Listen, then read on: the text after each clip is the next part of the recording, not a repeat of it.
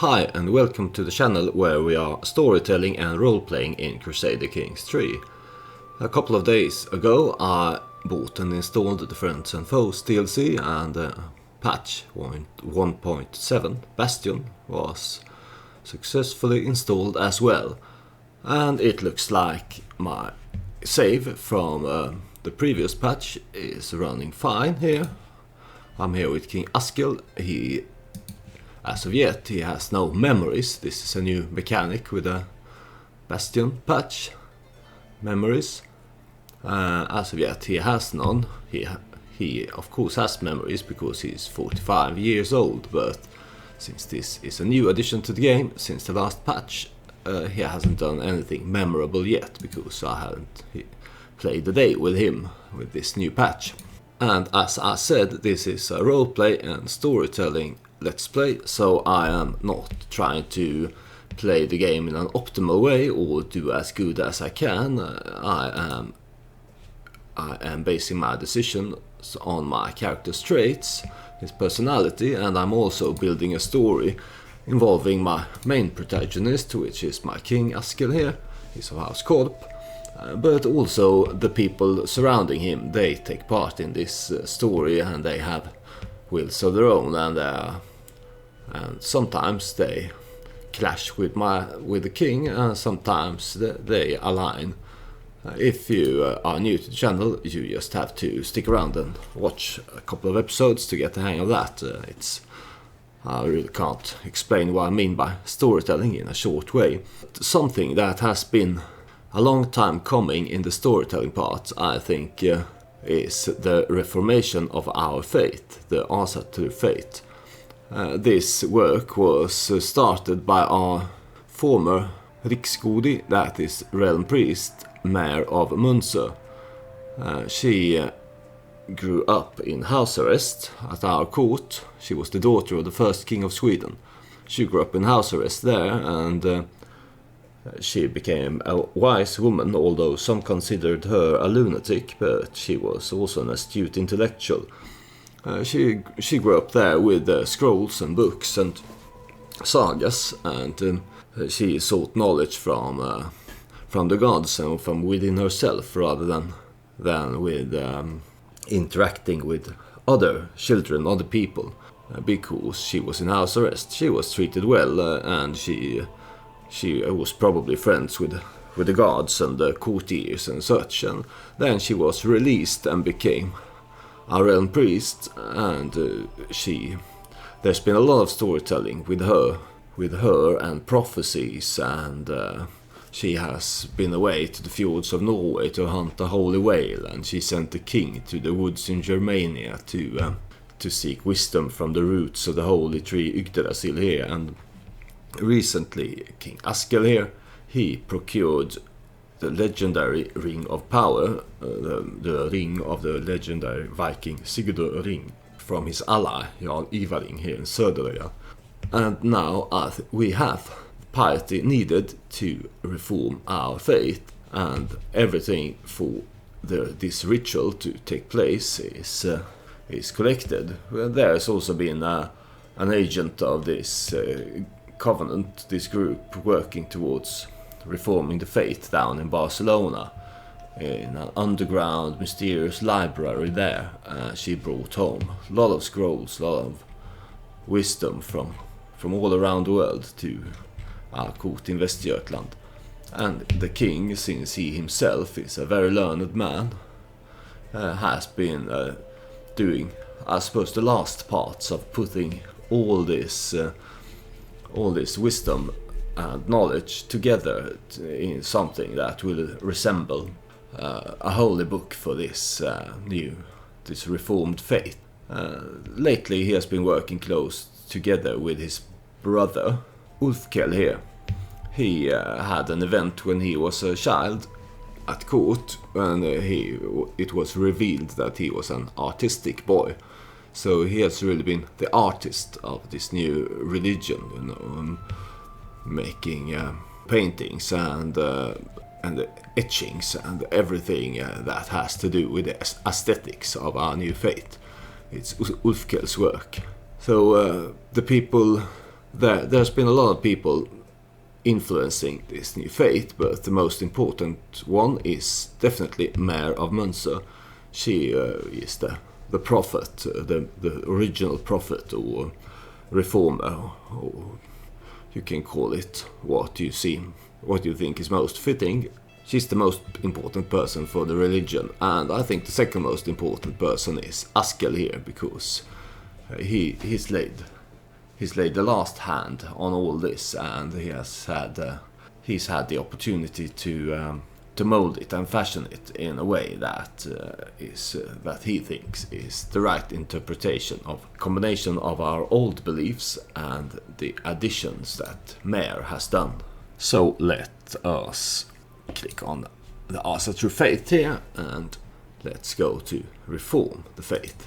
First, I've chosen this green color here. I like the color green, so that is fitting.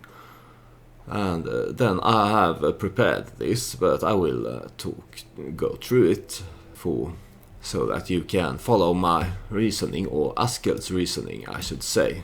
21 out of 23 vassals will convert to this faith. That is good, I suppose. So here, tenants will keep bloat, because I think that is a pillar of our faith, the holy bloat. It's most if you think about the asatru faith, the old Norse religion, I think most people, they think of this bloat first. It's where you come together and you hold a religious feast with offerings and such. And also it is a fun event in the game, this bloat. So we will keep this, we will not change it. And also warmonger is also something that I feel is a pillar for the asatru faith. The belief that not necessarily that you should go out on a holy war and convert others with sword and axe in hand, but the belief that going out on raids and conquest is something that our gods are very favorable towards. And also today, if people think of the asatru faith, I think there's this notion that you should go out, and it's very in popular culture. It is very much with this. You should go out and you should die in battle with your axe in your hand, and then you will be welcomed to Valhalla by Odin, or to Folkvang by Freya, as a warrior in the next life. But I thought we need to change one tenant, at least, if we are reforming the faith. So I chose Gnosticism here. The previous one was this Patron Gods. This is a good one, but where you can choose one of our gods to become closer to, and you can get some benefits from this. I haven't really been using it too much, and also I don't think it has much flavor to it. You get some bonuses from this, but that's not much in this, so I'm not too sad for losing this. And also, like I said, this is a roleplay and storytelling, so this is not about creating the best possible religion. There are good tutorials if that is what you're interested in, and I myself, I have a decent grasp of how I would go about creating the best possible religion. I took a look at all the things here, and there were some other tenets I considered. Esotericism is one of them. It is like Gnosticism.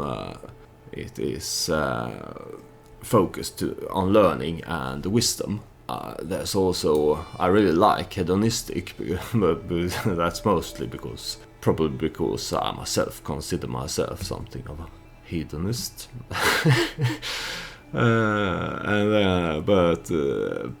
But I don't think that there's nothing in this story to suggest that this would be the way to go.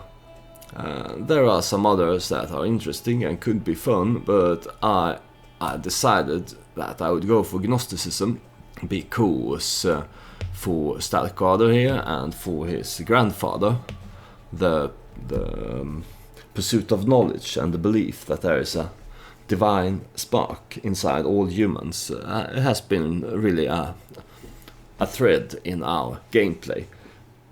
Our first character, King Frey, he was a learned man, and he sought wisdom inside of himself and in other people rather than with the gods. And I suppose you can translate that into a belief that the divine is not necessarily up in heaven or Valhalla or whatever you call the place where believe your god or gods reside, but inside of yourself.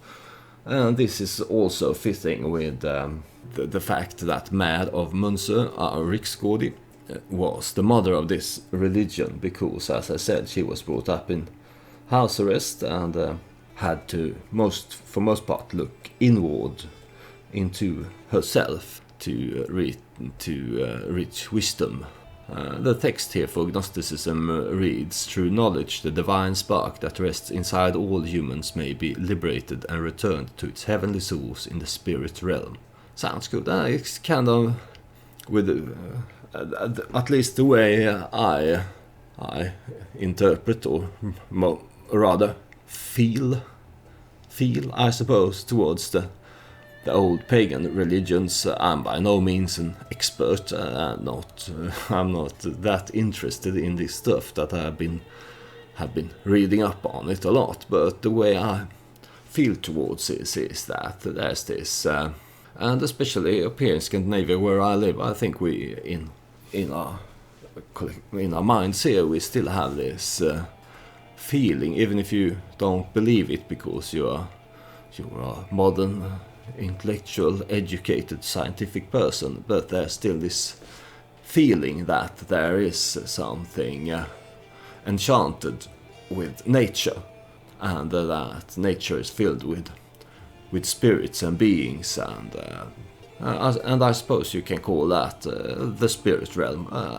Gnosticism here, the short of it is that it will fit well with our House Korp, having been for a large part a house of learned characters who have sought wisdom and knowledge inside themselves rather than looking upwards towards the gods. So that is fitting. We can have this song. It was popularized, I think, mostly by Whitney Houston, but my favorite version is a lesser known cover by Kevin Rowlands, the singer from Dexys Midnight Runners. In the early 2000s he made this album, My Truth, and there he does this a cover of this, The Greatest Love of All. So we can have this as the holy song for our new faith with Gnosticism here. Because the greatest love of all is happening to me, I find the greatest love of all inside of me. I better stop singing here before I make more a fool of myself than usually. So anyway, that's the reasoning for switching Patron Gods to Gnosticism. And here are doctrines. I will switch the view on gender from male dominant to equal, because Mare, she was a woman, and also it has been proven in our story that women are equal to men in every respect, and they should be treated equally in all aspects. This might cause my experience with this, having this equal, it will change our succession laws as well, so that women will inherit on an equal ground as men.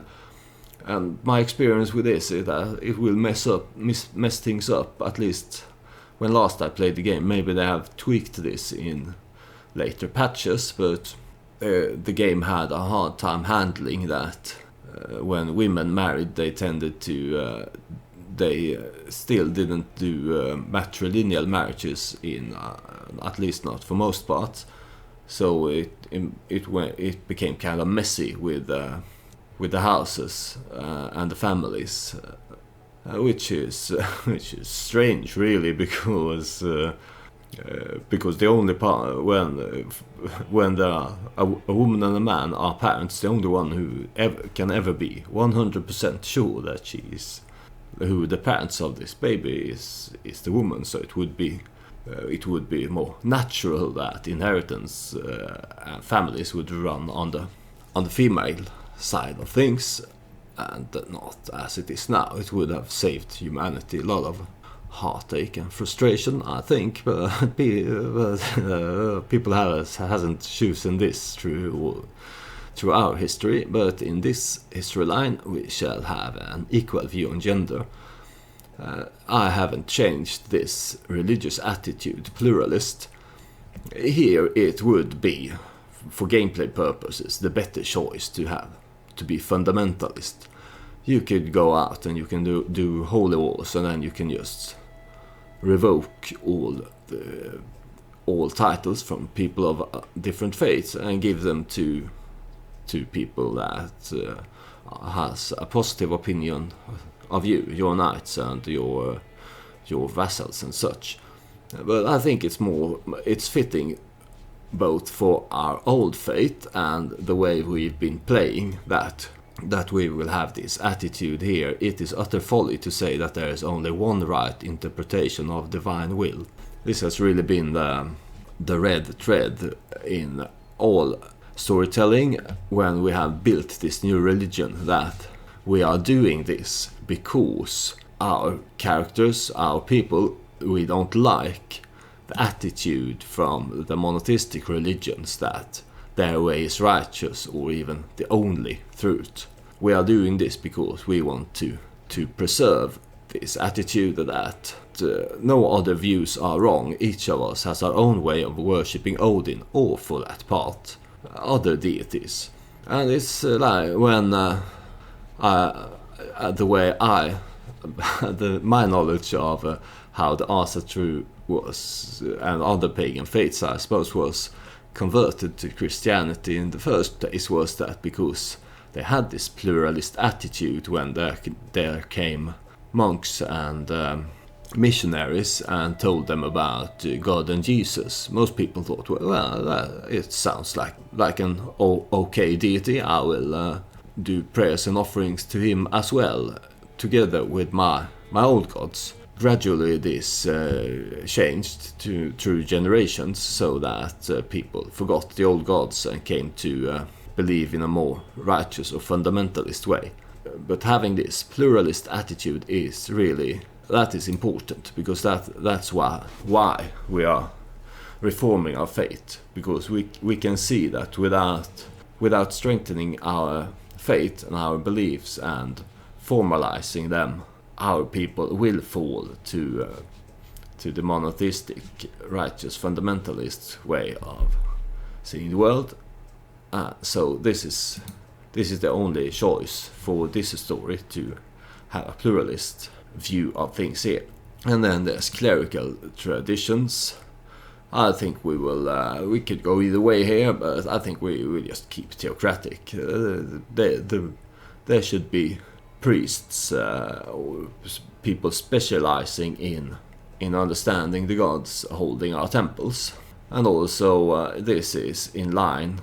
The best way here, if you are playing to min-max and create the best religion, it's probably have lay clergy and then temporal, which means that your character will be the head of faith, and you can use and abuse this a lot. It can be a fun way to play the game, but it is not what we are doing here in this series, at least. So we will have head of faith here, none. It is utter folly to assume that any one person can truly comprehend the will of Odin. We must follow our own hearts to discover what his plan for us is. I like this, and also Askel here, he agrees. We will keep concubine marriage type. It makes for fun gameplay, and it is our way since old times, and we don't see any reason to change this. Since we are doing the equal gender law, I hope that women, when rulers, that they will also be able to take concubines. I seem to remember when last I played the game, it was shortly after release. I don't think this was the case, but maybe they have switched this now, because if the gender laws are equal, then surely the right to have concubines for rulers should extend to women as well. But we will only have to see if they have changed this since last I played. Divorce will always be allowed. I will keep bastardry legitimization. It would probably be more aligned with the way our characters have been thinking about things, to have not call people bastards, but I will keep this as it is. Cousin marriage, I suppose that's alright to keep. I've changed these same-sex relations to accepted. As of yet, we haven't had any homosexual characters or bisexual ones, but I think that Mayor and Askiel and other people involved here, they see no problem with people expressing love, physical or otherwise, regardless of their gender. And I switched deviancy from criminal to shunned. My father here, King Stalkadr, he was a deviant, and I think that our belief here is that well, if you are into strange stuff, you can do that, and you shouldn't be hanged or imprisoned for it. But still, people because people are who they are, and society is what it is. If someone is into something really strange, like I probably best if I don't get into examples of what this can be here. You just have to use your own imagination. So even if you think that, well, that's your business, you still will think that that's a bit that's how I feel anyway. Also, I've changed adultery for both male and female to shunned instead of criminal. It will reflect that our more liberal way of looking at sex and relations in this reformed faith. People will still think that, well, if you are in a marriage, or you should honor the agreement, but they will not think that it is a criminal act to love and desire outside of marriage. It can happen to anyone, and this asatru, I believe, has never been this pagan faith has never been really harsh on these things in the way that the monotheistic religions often are. So I think that is more fitting, really.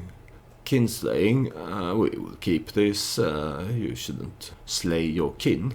The story has for large part been about our house and our family, so we will not look kindly when people of our house is slaying each other. But you can have some unfortunate situations with kinslaying. I think if you go to war, or even if, say, your brother declares war on you, and you meet him in battle and you slay him, you would be considered a kinslayer, even though it was kind of with the other standards of society is an okay thing to do. But anyway, we will keep this as close kin is criminal. I changed witchcraft here to accepted. It could lead to some fun stuff, and the way I interpreted this is that magic fills the world around us, and it is our right and our privilege to engage with it the way our ancestors did. This goes, as I see it, hand in hand with Gnosticism here, and what I said about that, and how we are searching wisdom in the enchanted nature and the beings there. I haven't changed anything from our old faith as of clergy doctrines here. They can be commanders and champions. They can be of either gender. they are allowed to marry and their titles are revocable. And that is how it was in our old faith as well. Right, so here we have it. The new asatru faith, and I think then our old faith will known as old asatru. This will mean that gluttonous, deceitful, craven, and forgiving are sins for us. I think this is the same as it was before. Gluttonous is a new one. It came with Gnosticism there. And virtues will be temperate. I don't really like that. It's temperate is a good trait, but it's kind of boring, isn't it? And then wrathful, it comes from warmonger, so that will also be considered a virtue, and also brave and vengeful. And one-eyed, because Odin is one-eyed, he sacrificed his eye to get the gift of Seder, I think it's called, when you can foresee the future. And also poet. I like that. Good virtue. This will cost us 3,650. It is significantly cheaper because I got this profit trait from my lifestyle. So this means that I can now afford this. So let's do it. Let's reform the asatru faith. The beliefs of asatru can never be changed once it has been reformed. Alright, we'll have to live with what I've decided here then. And here we are. Some lands converted straight away. I think it's where the seats of all vassals who converted, they converted with their liege. Others we will have to work on converting. My vassals who are following this faith, the asatru, will, I hope, convert their own lands, and I will start working on converting mine. But now we have this reformed faith here, and we hold 3 of the holy sites. We really should see to it if we can get control of at least this one, because you get good bonuses from controlling your holy sites. There's this one here, but that is far away. Maybe later down the line. And here is our new faith. I could create a new faith. Obviously I will not do this, and I cannot do it with this character, but if later down the line, if the storytelling leads us to believe differently than what we are doing, then we could create a new faith. But for now, we are happy with this faith that we have created. What is my Riksgård doing? No, I had I think I had a much better one before, and he got appointed now because and he's really bad, so I will not have him as my... look here, here's my player Aaron's son. He is the best choice for this position. Gregarious content, an arbitrary man who's an insightful thinker, and also one-eyed, so he's like he's an Odin lookalike. You will be my new head of fate here. This could be good for him. He should get some prestige and stuff for holding this position, I hope. And you can start converting my personal holdings here. It will take a lot of time to do this, but it will be worth it in the end. Right. And another good thing with having an organized faith is that we're now one step closer towards reforming our society to a feudal society. That is something I think Askel he picked up when he was serving as a Varangian down in with the Byzantine Empire. He picked up this notion of feudalism, and we also have some feudal neighbors here, so we definitely know about this. Speaking of that, how far away from adopting feudal ways am I? Oh, I could do it. I only need to have the law absolute tribal authority to do this. Maybe this can be worth considering. That's surely interesting. I've been wanting to adopt feudal ways for sure, but maybe we should doing one reform is good enough for now. Also, here's my army that was involved in this conflict here. I will stand them down as soon as they reach my own lands there. And let's raise a rune stone. It can be a good way to commemorate that we have reformed the faith. I don't think that the runestone will, the event will not allow me to have the runestone about this, but let's say that it is about this anyway.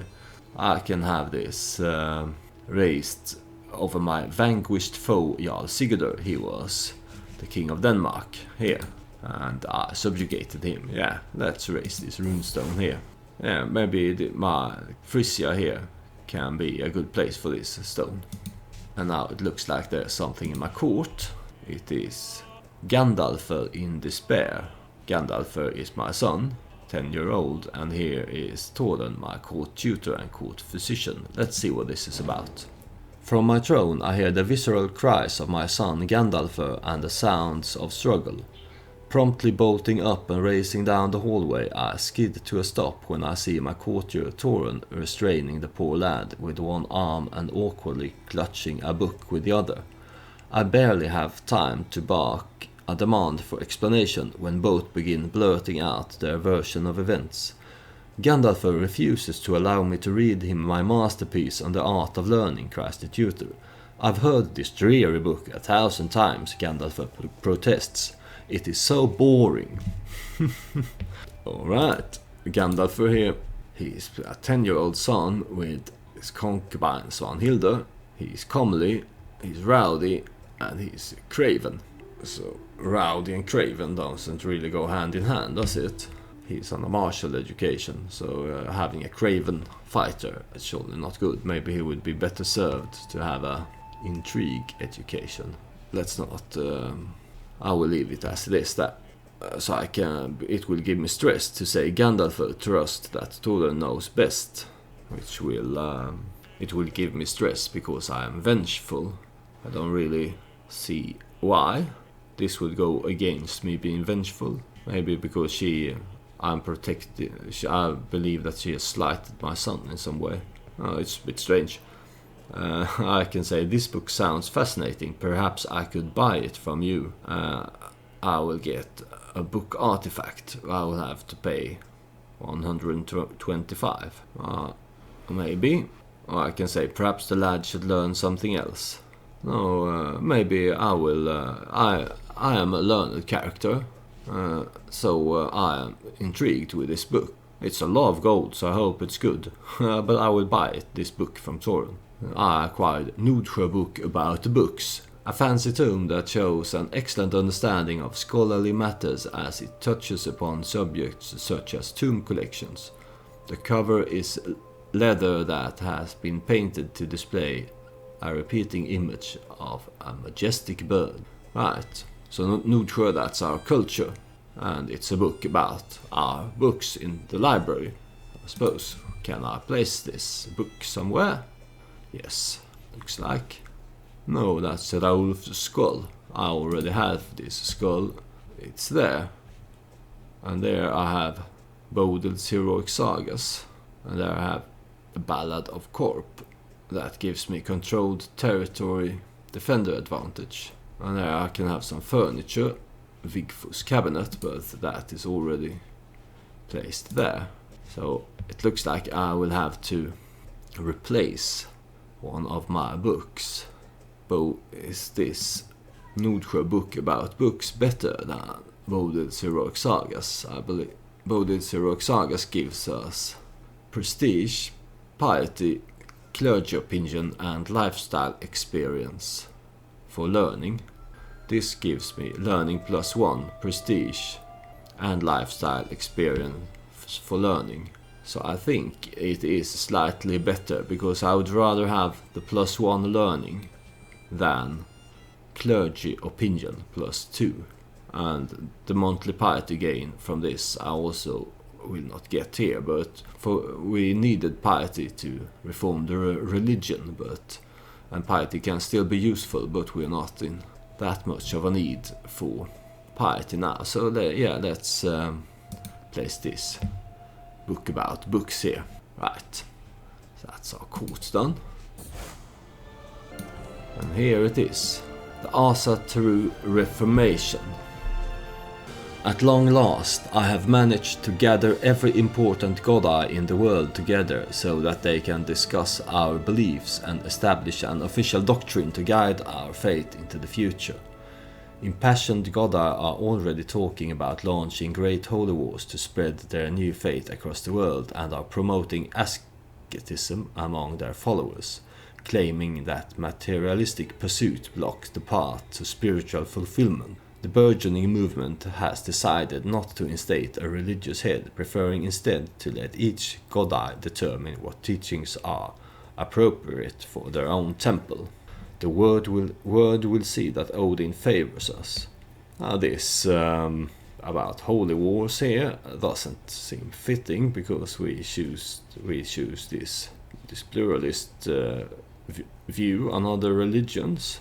And also claiming that materialistic pursuits block the path to spiritual fulfillment doesn't really go hand in hand with the fact that we kept warmonger, I think. So this middle part here is not really fitting for the kind of fate we chose, unless I totally misinterpreted everything. Anyway, they will see that Odin favors us.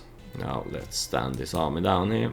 Yeah, and now, since our gender law is equal, my firstborn daughter here, Iliana, she is now the heir to Kingdom of Frisia and the Chiefdom of Frisia.